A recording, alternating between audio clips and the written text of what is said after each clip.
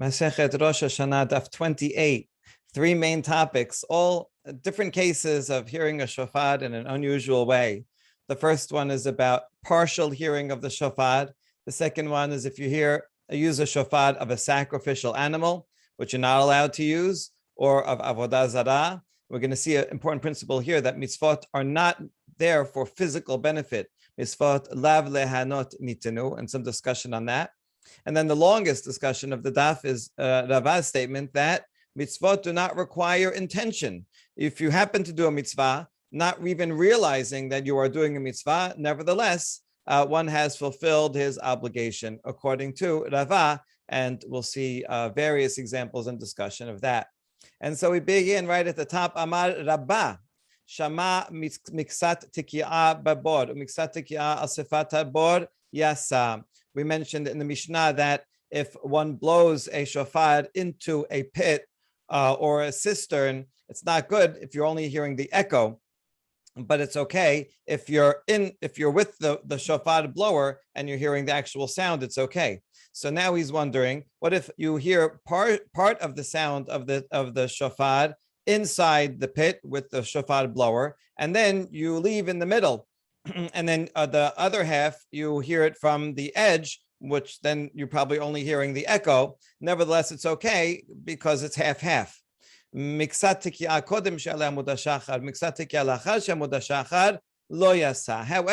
another case of half-half, the mitzvah of shofar is only applicable during the day. You can hear shofar all night long and you still won't fulfill your mitzvah. So if someone started blowing the shofar before dawn and then is continuing, he keeps blowing it even into dawn when it begins. So even though he heard the shofar went after dawn, but because the beginning of it was beforehand, no good. And so we see two laws that seem to contradict each other, right? How come if you hear part of it in the cistern and part outside, it's okay, but part before dawn and part after dawn, it's not okay? That's the next question of a student. What's the reason that half before dawn is no good? Well, it must be because you believe that the entire blast has to be at a time when you are obligated. And here, half the blast is before the time of that obligation started. So then, if that's your principle, then in the case of the pit also, since for half of it, you were not in the pit, and only half of it you were, so it's an equivalent case. So why are you making a distinction between the two? And we answer Abaye's question. Regarding before dawn, there's no obligation at all. This is zero. It's like you did nothing. However, regarding the pit, for those who are in the pit, that's a place that's fine. They can fulfill their obligation. So therefore, that shofar blast is an official, legitimate shofar blast. The only problem is you didn't hear the whole thing. Well, that's a much less of a problem. Since you heard half of it and clearly, and the other half, you only heard the echo, but nevertheless, it was a legitimate shofar blast. So then that's sufficient that you only heard half. It's much better than the other one where it's nighttime for half of it, which that shofar blast is considered zero. Like it's not useful for anyone. Okay. Now, so that explains it. But now we can derive an added item that Shema sof tiki'ah belot techilat tiki'ah yasa. According to Rabba, he would seem to agree that you only have to hear half of a blast. If you hear only the end and not the beginning, it's okay. And therefore, mimela techilat tekilah belot sof tiki'ah yasa. And then it would be the flip side would be also true that if you heard the beginning and not the end, also you fulfilled your obligation, right? This could happen easily if you either were outside the pit and then jumped in for the second half and then you heard it clearly, or you were in the pit and heard it clearly and then jumped out of the pit and only heard the echo. And so either way, Rabba would say it's fine. You only have to hear half of it as long as the rest of it was sounded in a legitimate way. However, we already brought this up yesterday, and so we're going to repeat a little bit of that discussion from yesterday's daf. This principle is problematic because we have a couple of challenges. Tashema takabi rishona mashal b'shenia kishtayim en biado ela achat ve'amai tislak la betarteh.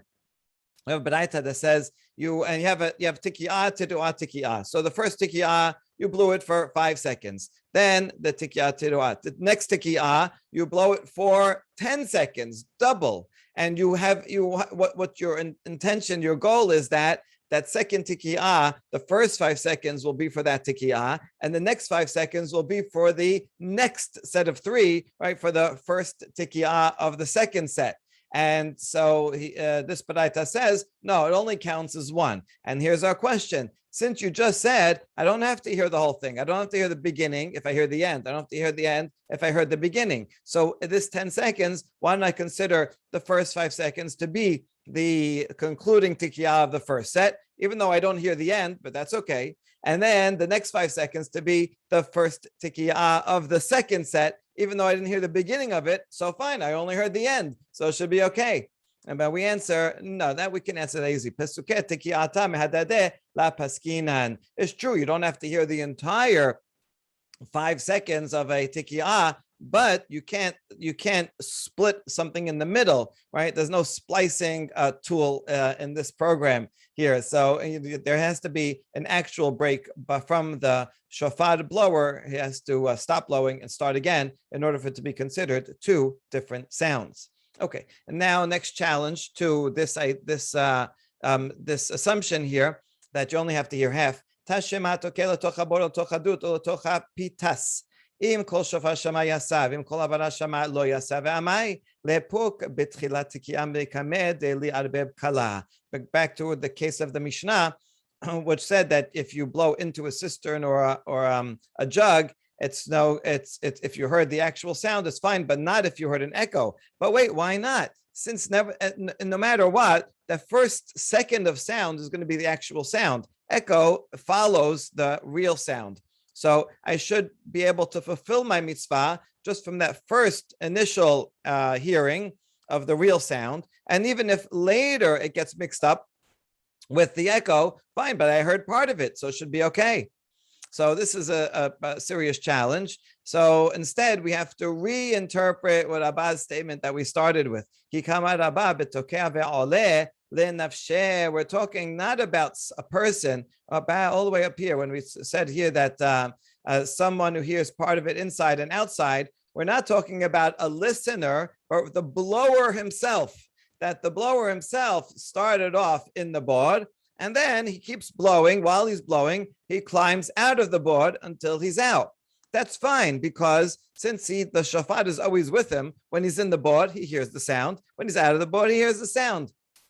And that's what it's talking about. That's the case when it's permitted. Okay, this is obviously quite difficult to put into the words of Rabba's statement, but since we challenged the assumptions that would derive from taking him literally, so this must be what he meant. Okay, here's the problem now. Now that we changed it to the shofar blower himself leaving it, then he's not really telling us any chidush. Like, why would anyone think this could be a problem? No, because you would have thought as follows.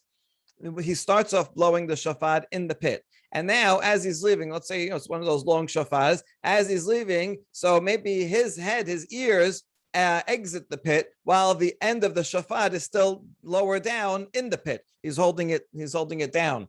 And that for that time period, the sound will be going in the pit and he's only hearing the echo because he's already out of the pit.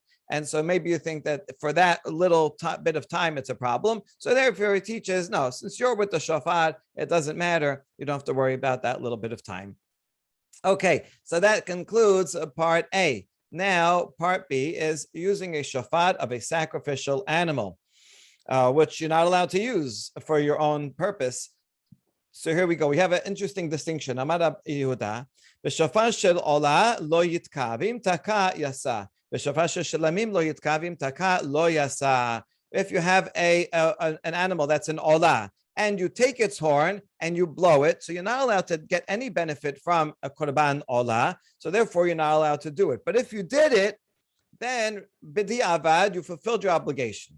Regarding a Shilameem, you're also now not allowed to use an animal of Shilameem.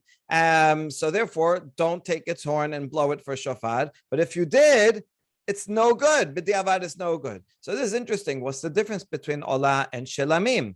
So let's see. My ta'ama, we're going to see a fundamental difference. Olah bat me'ilahi, kevan de ma'alba, nafkala lechulin. Shilameem, de la bene me'ilah ninhu, isurahu derache behu, vela nafik, nafki lechulin. It's different. Olah is more stringent, actually, and it's called, if someone derives personal benefit from something that is an olah, and a sacrifice that's entirely burned, they violate me'ilah, which is mitabideh shamayim, and you have to bring a korban, and you have to pay for what you took plus a fifth. Nevertheless, even though you went through all that terrible transgression, the item itself, in this case, the shofar, becomes yours. So it's true, you should not have taken the shofar and blown it, because by blowing something that is a korban olah, you are violating me'ilah. Nevertheless, now that you used it, it does become your property. Since it's your property, so you fulfilled your mitzvah properly. However, Shilameem, which is lower level, if someone takes from Shilameem, it's a violation, but not as serious as me'ilah. So therefore, he violated. As he's blowing the shofar, he's committing a violation, but it doesn't become his property. So therefore, the entire time it's not his, and that would be a problem according to the Ritva. It's a problem of mitzvah haba'a ba'avera. You're doing a mitzvah, but with the mitzvah, you're doing an aved, you're doing a sin through the act of doing the mitzvah. And that's a general rule that if you're at the same time violating something, it's no good. Now, it's true in the case of olah, you also violated a sin, but you already did that. And so now you can benefit from it. Like, you break something in a store, you break it, you bought it. Okay, I bought it already, so now I can take it. Whereas if I do something less, I only scratch something in a store, so I didn't buy it. So then I can't just go and take it. Okay, so that's the explanation of Rav Yehuda's statement. Now, challenge. Matkif Rava emat ma'al lebatar detaka ki kataka bisura kataka. At what point do you commit me'ilah? Only at the end of the blowing, right? As you blow, right? It's not that I took it and used it for something else and then I blew it. It's the very act of blowing causes the problem. Well, kikataka. Well, as I'm blowing, then even in the case of olah, as I'm blowing, it's prohibited. In other words, it's not like I committed me'ilah before and now it's mine. It's still a mitzvah ba'avera, even in the case of olah, because as I'm blowing, I am committing me'ilah. So then what's the difference? Okay, good question. Ela amar Rava, echad ze ve'echad ze lo yasa. So Rava disagrees with Rav Yehuda, who said the original statement, and he says, no, in both cases, olah and Shilameem, lo yatsa, you do not fulfill your obligation. Both of them, as you're blowing, you are taking something that's sacrificial, violating a mitzvah. Both of them are mitzvah haba'a ba'avera. So that's what Rava first thought. But then he thought about it more and he changed his mind. The opposite. Hadar amar echad ze ve'echad ze yasa. Misvot lav lehanot nitenu. In both cases, you fulfill your obligation. Why? Because when you perform a mitzvah, you're not doing it for your personal benefit. Mitzvot are not given for your benefit. So even if you happen to you like eating masa, right? It doesn't matter. Because you like hearing the sound of the shofar. It's a beautiful sound. You're playing a tune on it. And that doesn't matter. Misvot are not for our physical enjoyment. They're there for spiritual benefit. And spiritual benefit is not monetary, is not tangible. Therefore, when someone takes a shofar and blows it, a shofar of a sacrificial animal, they are not using it for their own purpose, and therefore he does not commit me'ilah or any sin, and therefore it's okay. You fulfilled your obligation. You're not committing an avera because you didn't derive benefit from it. You derived the benefit of a mitzvah, but that's not a personal physical benefit. It's a spiritual benefit. Okay, so that's really fascinating. Now we're going to get back to that concept, but first, Rav Yehuda, who we saw started this discussion, he has another law. If you have a shofar of an animal that was used for idol worship, you shouldn't use it because you shouldn't derive any benefit from something that's idolatry. However, if you did, you fulfilled your obligation. Now, why don't we say mitzvah ba'avera here? The Gemara does not explain it seems to be a contradiction between the previous case. The Gemara does not explain it. The Rishonim discuss it. However, if it's an ir hanidachat, if it's a city that the whole city was went and did avodah zarah, then this entire city is banned. We have to go and destroy the entire city, burn everything. Now, my tama, what's the difference between these two cases? In the case of Yanidachat, because it's banned and it has to all be destroyed, everything in it, therefore, this shofar, even if it's right now intact, because it has a sentence on it that it must be burnt, so we consider it already as if it's already burnt. And therefore, if you would burn it, it would just turn into ashes. And the ashes do not have enough of a required size. We saw yesterday that a shofar has to be at least be able to have a tefach that you can hold it, plus extend on both sides. And so that's the problem, that you don't have a shiur that's big enough because we consider it as if it's already burnt. That's true of Yanidachat. It's not true of just regular idolatry. An idolatrous item, you can't use it, you can't benefit from it, but you don't have to burn it, and that would explain the difference. Okay. Now, Amar Rava, Hamudar hana'a mechaver mutar litkoa lo teki'a shel mitzvah. Hamudar hana mishofar mutar litkoa bo teki'a shel mitzvah. Because Rava, we just established here, he's the one that said mitzvot lav lehanot nitnu. Mitzvot are not for any personal benefit. So therefore, that would have an application to a vow. If someone makes a vow that I will not derive any benefit from you, I got into a fight with you and say, I'm not coming to your house anymore, right? I'm not going to take a lift with you. I'm not accepting any presents from you. No benefit from you. Nevertheless, that person can blow shofar for him because mitzvot lav lehanot nitnu. Mitzvah is not a tangible physical benefit. So even though I'm not allowed to accept any physical benefit from you, I can hear your shofar blowing or use your shofar, and that's fine. And similarly, if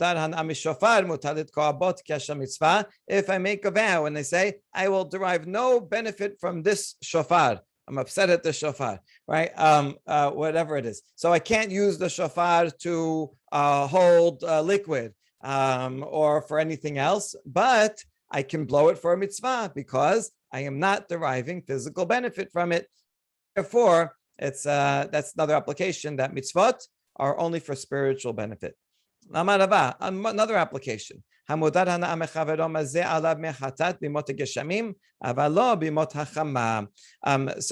I'm not going to derive any benefit from his friend. So his friend can nevertheless sprinkle, let's say he's a Kohen, and the guy who made the vow was Tameh Lamet. So he can go in and sprinkle upon him the para aduma. So even though that's a benefit, and he said, I'm not going to derive any benefit from this Kohen, it doesn't matter because this is a mitzvah, and mitzvot are not for physical benefits. So the fact that now he became from tahor, from tameh became tahor, that's nice, and he fulfilled the mitzvah. That's also nice. It's okay. That doesn't violate the vow. That's only true in the winter time during the rain season. But in the summertime, that's a problem because in the summertime he's getting two benefits. Number one, the mitzvah, and number two, because it's hot out, and now he has this water sprinkled on him. He says, "Oh, this water feels so refreshing on this hot day." That is physical benefit. So since it comes along with some physical benefit, there in that case it would violate the vow if he did if he accepted it.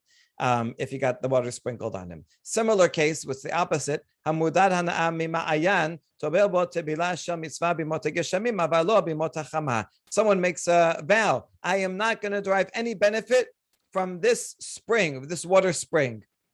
Nevertheless, he's permitted to go and dunk as a mikveh, use it as a mikveh during the winter time, because even though he's bathing and even though he's fulfilling a mitzvah, that's fine, because fulfilling a mitzvah is not a physical benefit, and so it's okay. But if it's summertime and it's so hot out and he goes into the spring, even though he's going into it for a mikveh, he's also deriving physical benefit because he feels nice and refreshed, and so that would violate the vow.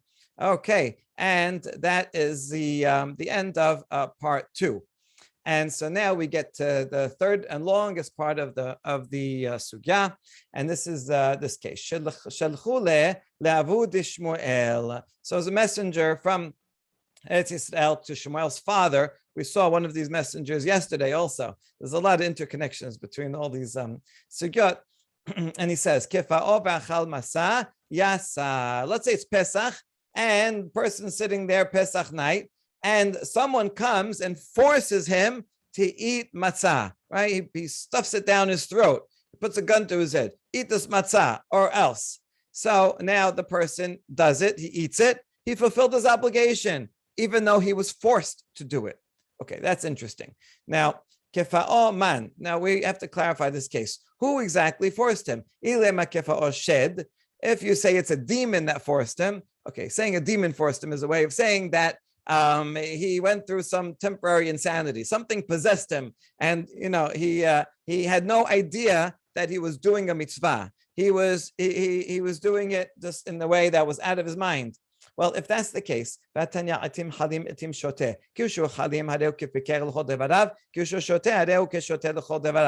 brayta that teaches if someone is sometimes insane, sometimes sane, and sometimes insane. He's like a manic depressive. He goes through different stages. So when he is okay, when he feels good, then he's obligated to all the mitzvot like anyone else who's sane. When the person is going through an insane episode, then he is like an insane person for all things. In other words, he is not obligated to mitzvot, and therefore, if this person he goes into some temporary insanity and he eats this matzah, not knowing what he's doing, well, you don't have to say yatzad that he fulfilled the obligation because he's not obligated at all. Right, like anyone who is a shoteh. So it can't be talking about that case. No, we're talking about a case when the Persians compel him to eat. Right, it's like the opposite of a pogrom. Right, the Persians say you must do this. It's true, actually. The Persians did authorize Ezra and Nehemiah to force the Jews to fulfill mitzvot, to follow the law of the land, which was the Torah. So. Okay, however the case came out to be, the point is that he's being forced by another person to do it, but he's not doing it willingly. And he's not doing it in order to fulfill the mitzvah. He doesn't want to fulfill the mitzvah. And now they're forcing him to do it. Nevertheless, he fulfills it. So that's very interesting. Now, Amar Rava zot omeret hatokeh lashir yasa Rava. He says a lot of things today. So he derives a secondary point that according to this, someone who blows shofar as a musical instrument on Rosh Hashana is I feel like playing Happy Birthday on the shofar. It's my friend's birthday, and so he blows it, not having any idea that he's fulfilling a mitzvah. Nevertheless, he fulfills it. Why? What's the point? It's the same thing. Just like someone who is eating matzah because someone forced him to eat matzah, having no idea that there is a mitzvah, or he knows there is a mitzvah and doesn't care. He's not doing it for that purpose. He fulfills it. So too, blowing the shofar, not thinking that I'm using this for my mitzvah. Nevertheless, he's just playing an instrument. You fulfill it, right? It's just the physical act. Okay, according to that. Now, pishita, isn't this obvious what Rava said, that this would be the same thing? These are the same case. Why does he have to tell me, oh, this also applies to another case? Those points, we got the point already from one case.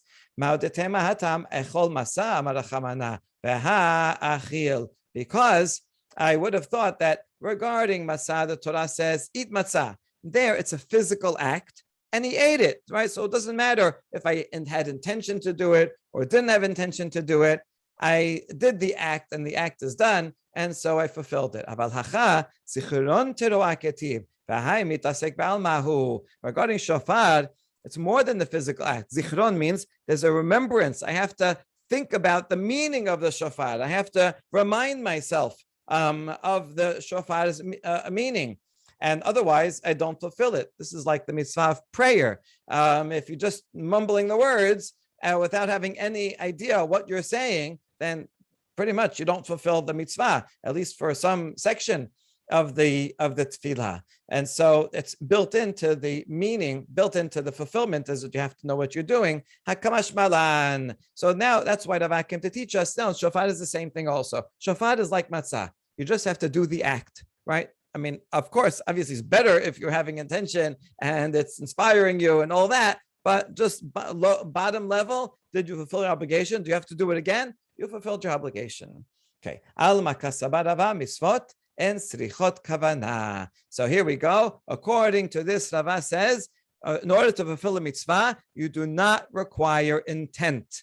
So this is a huge machloket, and here we're only focusing on Rava's opinion that you don't have to know that you're doing a mitzvah when you're doing it. This is like, in some cartoons, the guy is walking and he helps people without knowing, like Curious George, right? He helps a lot, even though he was trying to be naughty, but he ends up saving the day. All right, he didn't have intention. Nevertheless, we give him credit for it. Okay, lehav deal. But that's the idea, right? It's just the act being done, not even though you don't know you're doing it, it's still okay. All right, so now based on this, we're going to have the long discussion, and we're going to challenge Rava's statement that mitzvot do not require intention, and from 4 different sources. The first 3 are going to be pretty straightforward regarding reading Shema, hearing shofar outside the synagogue, and the intent of the shofar blower. So let's look at those first. Itibeh. If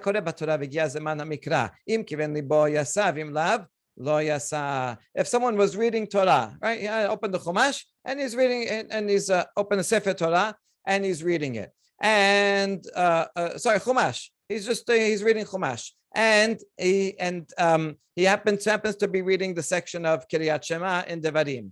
And it turns out that it was time, right? The sun rose, and it was time that he had to say Shema. If he had intention to fulfill his obligation to say Shema, he fulfilled it. If not, he does not fulfill it. So what do you see here? Even though he was sitting and he happened to be Parashat HaShavua, and he's reading it anyway.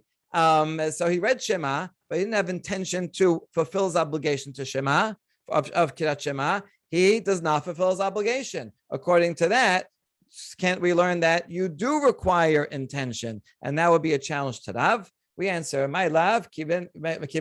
So this is the question. My love, kiven libo laset. When he says he has intention, doesn't it mean he has intention to fulfill the mitzvah? Rava can answer, lo likrot. He has intention to read. Now, what does that mean? Likrot hakakade. He's reading. What do you mean? Why do I have to have intention to read if I'm reading? Oh, we're talking about a case, Bekhorot lehagia. Maybe he is reading a scroll to correct it. If you ever did any copy editing or typesetting, right? And you're checking a text for spelling or for formatting, then in that case, you're not really reading the words. I mean, you're looking at every letter. It's true, you're looking at every word. You're just kind of looking at it, not reading it. And, you can copy edit an entire manuscript and have no idea what it says. And so this is a really interesting distinction between looking at words and the act of reading, which does imply some kind of understanding of what you're saying. It's a different kind of processing. And so therefore, that's what's talking about a case. You have to have at least intention that I am sitting here and reading, even if I don't have intention that I'm fulfilling my obligation of Kiryat Shema. Nevertheless, you fulfill your obligation. And so that's how Rava can explain that one. Okay, challenge number 2, Tashema. היה עובר אחרי בית הכנסת, או שהבית סמוך לבית הכנסת, ושמע קול שופר או קול מגילה. Im kiven libo yasa, v'im lav lo yasa. The Zohar Mishnah, right here in the Masechet Rosh Hashana, says if someone happened to be passing by the Bet Knesset, or he lives nearby, and he opens the window, and he's hearing the sound of the shofar, or someone reading Megillat Esther, if he has intentions, says, oh, shofar, I'm going to fulfill my mitzvah by listening to this. That's okay. If not, no, then he doesn't. My love him kiven libo laset. So what does it mean if he has intention? Intention for what? Doesn't it mean, obviously, intention to fulfill the mitzvah, right? And therefore, you see, you need intention to fulfill the mitzvah against Rava, who says you don't. This is we answer, lo lishmoa. He has intention to listen. Lishmoa v'hashama. What does it mean, intention to listen? If I'm listening, why do I need intention to listen? I'm already listening. The answer is savur hamor ba'al mahu. When I hear the sound, I hear I don't know what kind of shofar blower it is, right? But not a very good one. It sounds like a donkey braying. I just hear this strange sound, and I don't even know that I'm hearing a shofar. It's just some background weird noise. And so in that case, that's too low level. I don't fulfill the obligation. However, if I hear the shofar, I say, oh, someone is playing shofar. That's enough. Even if I don't have in mind that I'm fulfilling my mitzvah of hearing shofar, nevertheless, as long as I know that I'm listening to something, to a shofar, that's sufficient, and that's how Rava could answer it.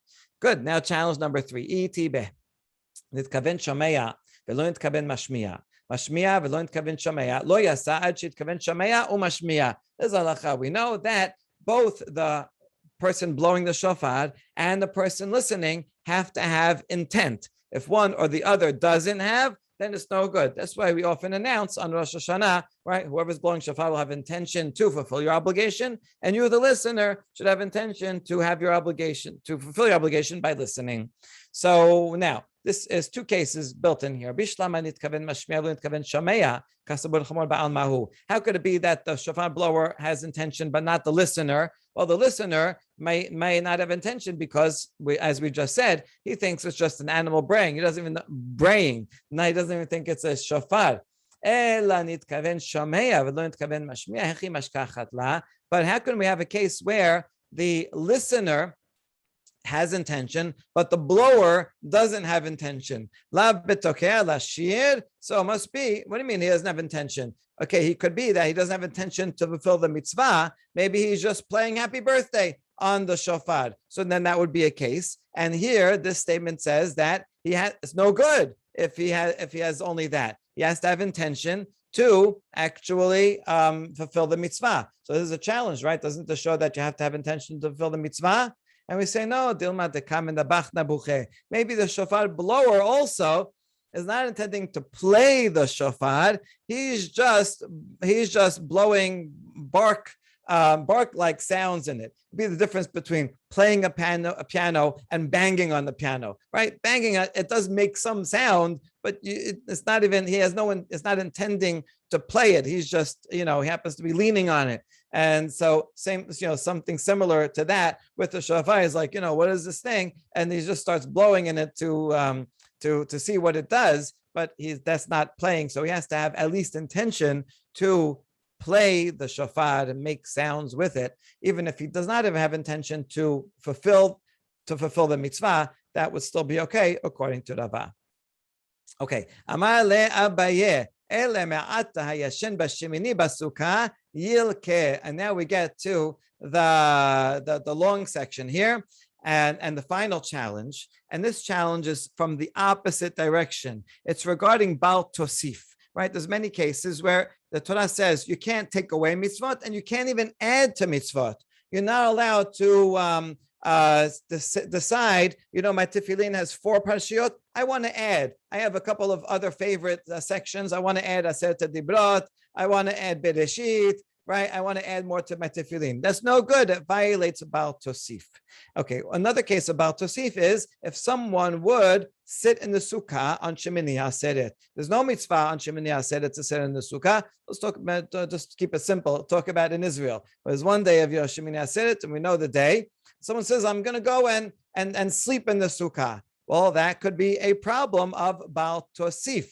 But the thing is, that's only if I have intention, right? What if I don't have it? I just fell asleep in the sukkah. So then, according to Rava, since mitzvot do not require intention, so I don't have to have intention. I'm going in the mitzvah to fulfill I'm going into the sukkah to fulfill a mitzvah, even if I have no intention, right? I just happen to, look, it's nice out over here, and I fall asleep in the sukkah. I will have fulfilled a mitzvah, tried to fulfill a mitzvah, and thereby violated Bal Tosif, because I'm not allowed to fulfill a mitzvah on Shemini Aseret. So you see this where we're challenging it kind of from the opposite direction, not cases where I'm trying, where I have to fulfill a mitzvah, but this case where I'm not allowed to fulfill a mitzvah. And so in that case, what is a kula here with leniency here becomes a stringency. In this case, if you say you need intention,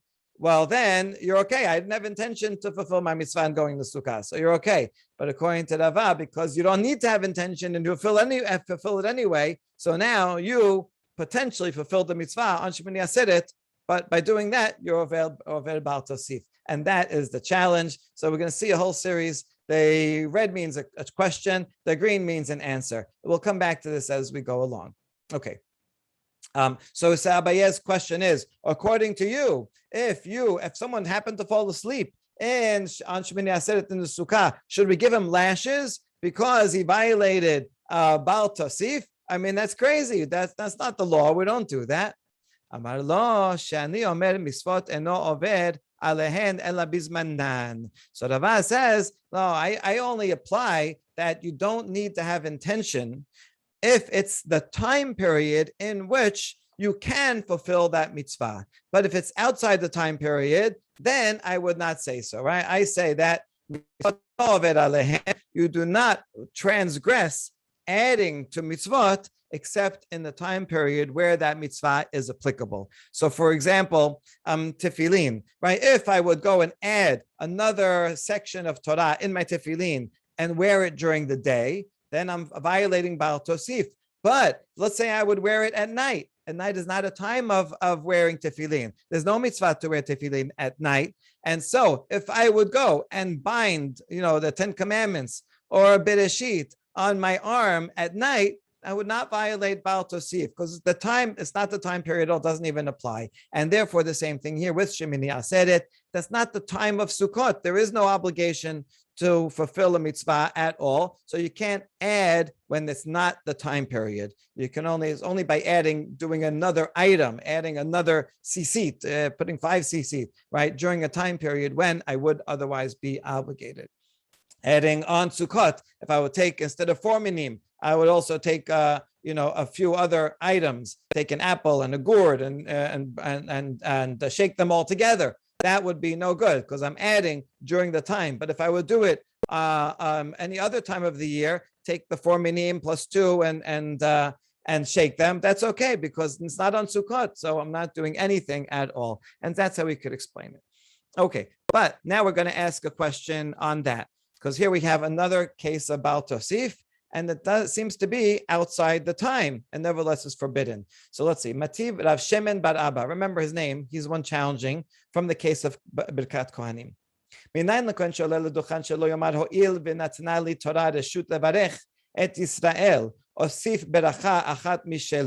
What if a Kohen says, Torah gave me permission to bless Israel, right?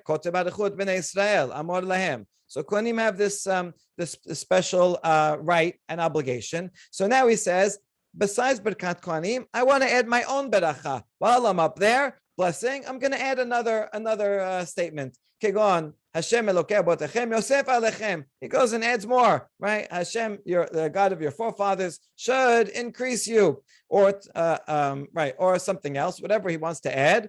That would be adding. The Torah only authorized the Kohanim to say Birkat Kohanim, not to give any blessing that they want. During the time of Birkat Kohanim.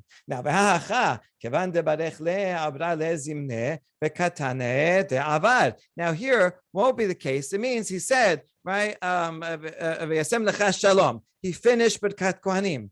Now, once he finished Birkat Kohanim, that's it. It's over, right? So the obligation, the time of the obligation has finished. And then he's adding another pasuk on his own. So then what you see here, and nevertheless, it's called Baal Tosif. So therefore, Baal Tosif can apply even outside the time of obligation. According to this, that would mean that, even let's say on any other time, not during prayer, a Kohen gives someone a blessing, like maybe their sandak or something. It could be a problem, according to this, of Baal Tosif, right? Because you are violating. So this is a challenge to Rava because that's not the halacha. This is a challenge to Rava because the Rava said if it's outside the time, then there's no problem of Baal Tosif. Over here, you're outside the time, and nevertheless, there is a problem of Baal Tosif.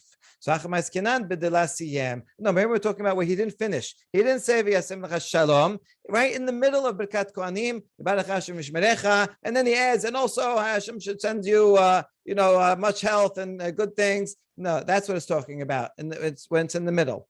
That's why. So I could answer that. We have another braita parallel to this one that says he finished.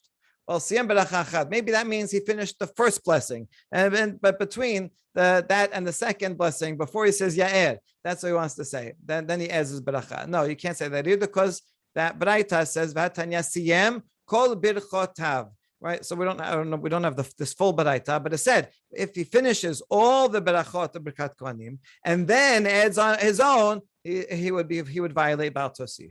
So what do you say to that? Shanecha, Rava could answer, Kevan de'ilu mitrame le sibura charina, hadar mevarech kol yomeh yomaz imnehu. Well, it's still the time period because let's say that Kohen finished praying with this minyan. But then he's hanging around and another next minyan comes in. And now they're up to Birkat Kohanim. The Kohen can go ahead and join Birkat Kohanim so he can fulfill the mitzvah again and again all day long if there's minyanim that are going on.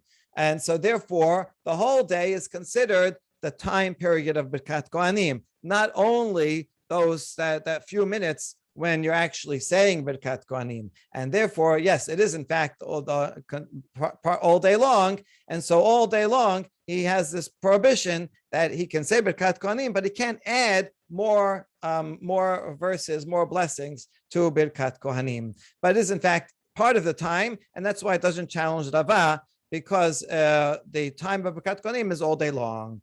Okay. Good. So that now we have an answer. Let's look at the outline. We challenged Rava said Mitzvot do not require intention. We challenged him. So if you have no intention to fulfill your mitzvah on Shemini Aseret and you happen to fall asleep, then you're going to lash the guy. So what about that? He says, no, that's outside the time of obligation. And Rava says, I don't have Baal Tosif outside the time of obligation. We asked, Rav Shemen asks him, yeah, but Birkat Kohanim is outside the time of obligation because you finish Birkat Kohanim, and nevertheless it says this baraita says you violate Baal Tosif. He says no, I'm allowed to bless. The Kohen has an obligation to bless all day long, potentially if there's another minyan, and therefore it is considered inside the time. And now we're going to bring a proof that something that you could potentially fulfill anytime during the day is within the time period from sprinkling of blood. So we're just adding a proof to this answer. This proof is a bit long, so just keep in mind what we're trying to do. Uminat temra. How do you know that some mitzvah that can't be performed again extends the time of the obligation, and the whole day will be the time of obligation? Ditnan, this is a long Mishnah in Masechet Zevachim. Hanitanim b'matana achat shintarbu b'nitanim b'matana achat yitanu b'matana achat. A case of bloods, different kinds of blood that get mixed up. So some blood, like for a Bekhorot, you have to take that blood and sprinkle it on the Mizbeach only once. That's it, one sprinkling. So if you have a blood of this firstborn plus some other sacrifice that also has to be sprinkled one time, and by mistake, they get mixed up together, it's okay because all of them only have to be sprinkled once, so you sprinkle them all once. Now, matan arba b'matan arba natenu b'matan arba. If something like an olah is offered and has to be offered 4 times. When we say 4 times, it's actually referring to 2 corners, right? You put on one corner, and that's 2 walls, and then you go around. The Kohen would go around to the other side and put on the other corner, and that would be 2 walls. So that's called 4 sprinklings. So if this item, all right, korban olah, animal, gets mixed up with another blood of another korban olah or something else that requires 4 times, no problem. So even though it's mixed up, you take the mixture, you take from the mixture and sprinkle it 4 times. So those are easy cases. But now here's the hard case. Matan arba be matan achat. What if some blood from a bechor gets mixed up with blood from an olah? So now within this mixture, some of it has to be sprinkled 4 times, and some of it has to be sprinkled 1 time. And you don't want to add, but you also don't want to take away. What do? Machloket. Rabbi Eliezer omer yinatzenu b'matan arba. Then take it and sprinkle it 4 times, right? And go extra. Rabbi Yoshua omer yinatzenu b'matan achat. Only do it 1 time. Be careful, right? Don't do as much. Now we have a conversation or to argue it out. Amar Rabbi Eliezer, harover al bal tigra. Rabbi Eliezer says you should do it. You should do it 4 times, because if I do it only once, I may be violating. Don't diminish from the mitzvot, right? So I'm not allowed. Rabbi Yoshua says the opposite. You say do it 4 times, but I say only do it once. You know why I say that? Because I'm not allowed to add. And so within this, there's some blood that should only be done once, and you're going to do it 4 times. That would be adding. So there's right. You're stuck here between a rock and a hard place. Amar lo Rabbi Eliezer lo ne'emar bal tosif ela kishehu be'atzmo. So Rabbi Eliezer responds to that. I think that you should do it 4 times, because the prohibition of adding is only when the blood is by itself. The blood of a bechor by itself. Don't do it 4 times, you're not allowed to do it. But here it's mixed up with the other blood. So it's clear that I am sprinkling this drop of blood, right? Because within it, that part of it has to be done 4 times. And the one that has to be only done once is coming along for the ride. So it's no problem about tosif. And so I'll say the same thing the other way around, that diminishing, doing less, is only if it's by itself. If I have blood by itself, it has to be 4 times. Don't do it once, I'm diminishing. But if it's mixed up with other blood, it has to be done only once. So then it's clear, I can't do it. The other part can only be done once. So that's why I'm prohibited to do it. And so it's not a violation of Bal Tigra. All right, so then we're at a standstill. But now we break the standstill.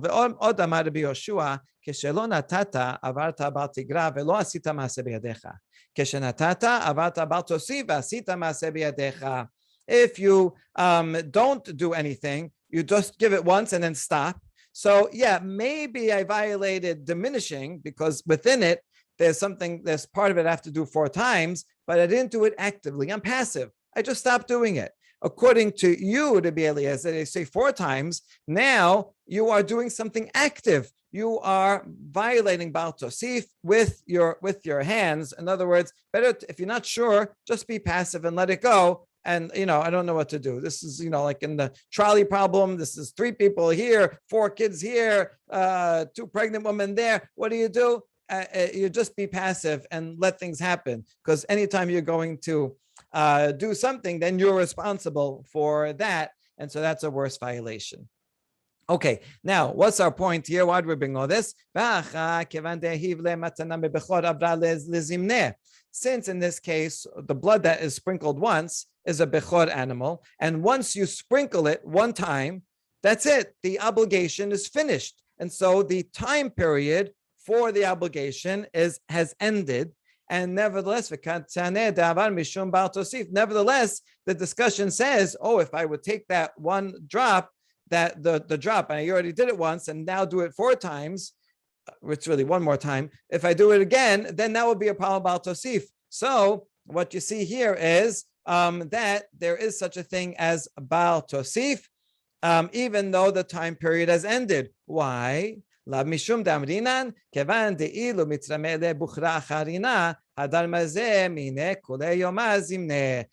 be that this Mishnah is assuming that since it's true that once you sprinkle 1 drop, you completed your obligation for this Bechor, And nevertheless, there might be another Bechor that someone brings to the Bet HaMikdash an hour from now. And then the Kohanim will have to bring the sprinkled blood from that one. So even though it's another animal, nevertheless, it's the same mitzvah. So therefore, the entire day is considered the time period for the obligation of sprinkling blood of Bechor. And therefore, even though I finished and I sprinkled one time this Bechor's blood, if I would do it again, it's still called the time period of sprinkling of blood. And this is now parallel to the case of Birkat Kohanim. Even though this Kohen fulfilled his obligation and he said Birkat Kohanim in his minyan, and nevertheless, he might find another minyan, and then he would go and say Birkat Kohanim again, and therefore the entire day is considered the time period of Birkat Kohanim. So even if he said the last word, Shalom, he still may not add any words of Beracha. So all that was simply a proof for this answer that something that can be done multiple times during the day, the entire day is considered that time period. So that was a proof. Now we're going to ask a question. You really can't bring that as a proof because we don't know that that's the reason why Rabbi Yoshua said that. When Rabbi Yoshua here says, oh, you had a problem about tosif, maybe he thinks that there's a problem of Baal Tosif even outside the time. It doesn't necessarily mean that he assumed, oh, because you might bring another one later in the day. Maybe he thinks any time of year, if you wear tefillin at night with extra parshiot, then there's a problem, right? We don't know that that's the reason. So you can't really bring it as a proof for what you're saying. The source itself is quite ambiguous. This is okay. You're right. Well, when we brought that long Mishnah, we brought it actually for a slightly different reason. We brought it as to explain Rav Shemen. Anan hachi ka'amdinan. Rav Shemen bar Abba, my tamashebek matitinu motimi mebaraita. What we brought it for is to explain how come Rav Shemen, he's the one that asked the question from Birkat Kohanim, but that's a braita. If you have a question, you should ask your strongest question. It's much stronger to ask it from a Mishnah. Why did he leave the Mishnah, this one about sprinkling blood, and ask, since you ask a question here also, because you're over Baal Tosif, and even though you fulfilled your mitzvah, so why didn't he ask it from here why did he ask it from the Braita rather than the Mishnah? So why didn't he use the Mishnah? This is what we're explaining. Since if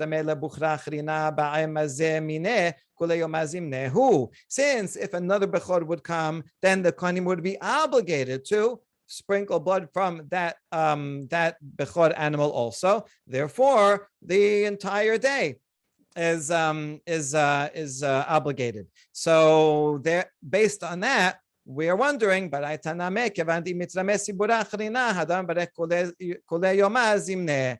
Braita also, since another minyan can come anytime during the day, so we consider it the whole day. So all this, we didn't bring the Mishnah as proof for this concept.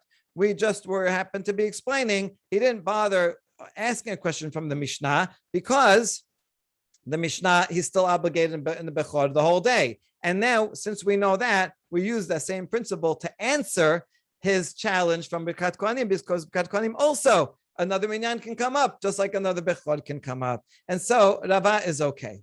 But back to Rav Shemen. Rav Shemen bar Abba, why? What would he say to that? How could he make a distinction? He could say, Hatam la saged la yahiv. Hacha ibae mevarech, ibae la mevarech. He would say, oh, listen, I can agree with the Mishnah, because in the Mishnah, it's not possible to refrain from sprinkling again. If someone brings another Bechor, the Kohanim are obligated to sprinkle the blood of that Bechor. So yes, indeed, really the whole day is a time of sprinkling. But in the case of Birkat Kohanim, once the Kohen fulfills his obligation once, he doesn't have to. If he's in the other room and he's having breakfast, he's learning Torah, and there's another minyan, he doesn't have to say, Birkat Kohanim, I have to run in. Right? If he wants to, he feels like it, he can, but it is not obligated. So therefore, he finished his mitzvah, he fulfilled it. That's the end of the time of obligation. And nevertheless, he said, Yasem L'cha Shalom, he may not add Pesukim. And so that's why Rav Shemen thought that the Baraita is, in fact, a better proof, a better challenge, a good challenge against Rava. And Rava, he could answer that, no, the same thing. Doesn't matter if he has to say Birkat Kohanim or doesn't have to say Birkat Kohanim. Nevertheless, he could say Birkat Kohanim again. So therefore, it is the time. And Rav Shemen will say, no, it's not the time because he doesn't have to say it. So that would be the point of controversy between them. Okay, so now we're left at that point. And so if you accept Rav Shemen's distinction, then it would still be a problem. And so since there's some ambiguity and Rav Shemen has a point, Rava comes in and says, I have an answer for myself. Right, this is interesting. We challenged, Rava said the statement, we challenged and answered for him, the Stam, the anonymous Gemara was having this whole discussion. But Rava actually had his own answer that we just delayed until now. So Rava himself has an answer. Rava Amar, Laset la ba'ai kavana, la'avor ba'ai kavana. Rava says, no, there's a difference between fulfilling an obligation, like shofar and like masa. And so there, I don't have to have intention to fulfill the obligation. As long as I do it, it's okay. But regarding violating Baal Tosif, that's different. In order to violate Baal Tosif, there, I do have to have intention that I am fulfilling this mitzvah for that. So there are different barriers for fulfilling an obligation rather than violating Baal Tosif. And that's why it's simple. He can explain the case of sleeping in the sukkah and Shemini Aseret. Since I did not have intention to fulfill the mitzvah of sukkah, it's okay. So I slept in the sukkah. Do not violate Baal Tosif. So this is a much simpler answer, and we could end there. But the Gemara goes one step more and questions this. Now